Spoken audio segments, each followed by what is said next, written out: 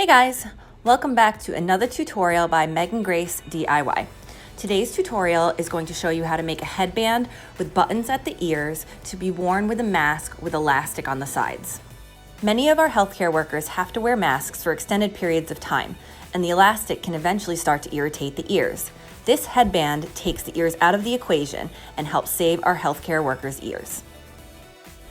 You can actually buy headbands at the store if you can find them. I'm creating this tutorial with making the headband included in case you aren't able to find any at your local stores. First, we're going to start with a rectangle of 4-way stretch fabric. I've made mine approximately 22 inches long and about 4.5 inches wide, but these measurements can be adjusted based on the size of the person's head. I'm also going to use 2 buttons. Mine are approximately 1 inch wide, and I'm going to have some thread through a hand sewing needle. If you find that you can't find any fabric for the headband or any headbands at the store, you could use an old t-shirt, a pair of yoga pants, a pair of dance tights, anything that has enough stretch so that way it can get over the head. I'm starting by taking my fabric and folding it in half long ways. I'm going to take this to the machine and I'm going to sew one long seam all the way along the tube. The reason I've sewn this with a zigzag stitch is so when the headband goes to stretch, the seam won't pop.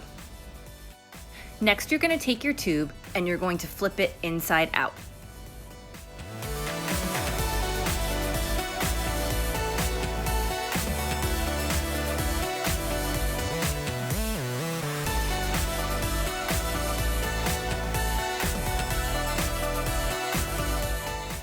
Now that you've got the right side facing outwards, you're going to go ahead and touch end to end.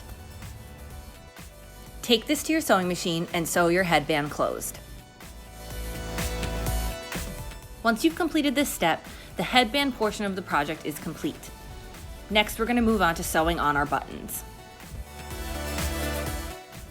I've placed the headband on my head to make sure that it's not too loose or too tight. Now I'm going to take my mask and approximate where I would like the buttons to be sewn onto the headband. Most likely they'll end up a little bit above and behind your ears. Using a pin, I'm marking where I would like to sew my buttons. Please be careful not to stick yourself when taking the headband off of your head. The next step is to attach the buttons to the headband. If you already know how to sew on buttons, please feel free to go ahead and skip this step. But I'm going to show everyone how to sew buttons on, just in case you've never done that before. If you take a look at my hand sewing needle, you'll see that I actually have the thread quadrupled. This gives me extra strength when sewing on the button. With your thread knotted at the end, come from behind and come up through one hole of the button. Pull your thread through. Then go through the other hole, going towards the back. You're going to repeat this step up to 3 times.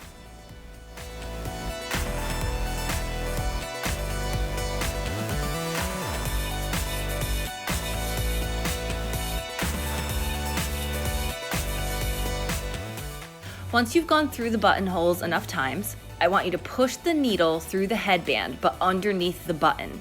You're then going to take your thread and twirl it around the shank of the button. This helps really make sure that button's going to stay in place. Then you're going to slip your needle back through the headband to tie a knot on the back.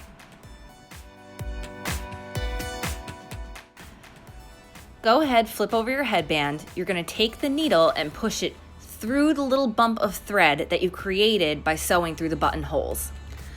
With that loop formed, you're going to stick your needle through the loop and you're going to pull through, and that's going to create a knot.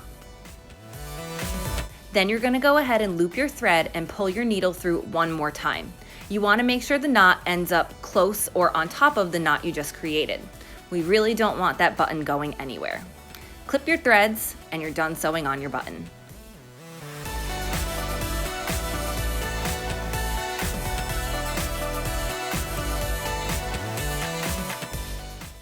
Now that your headband is complete, you can place it on your head and take your mask and place the elastic loops around the buttons.